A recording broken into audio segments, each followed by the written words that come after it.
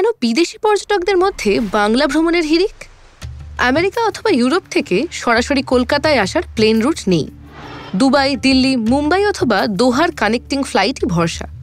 অথচ সরকারি হিসেব জানাচ্ছে 2024 সালে প্রায় 31 লক্ষ বিদেশি পর্যটক বাংলায় এসেছেন, আগের বছরের তুলনায় যা প্রায় 15% বেশি।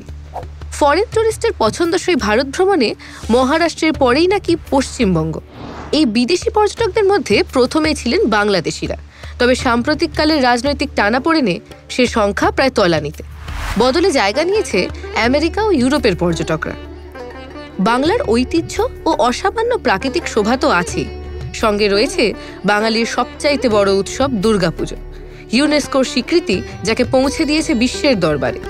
এছাড়াও রয়েছে মাইস ট্যুরিজম, যার দরুন বাণিজ্যিক প্রয়োজনে বাংলা এসে হাজির হচ্ছে বিশ্ববাসী।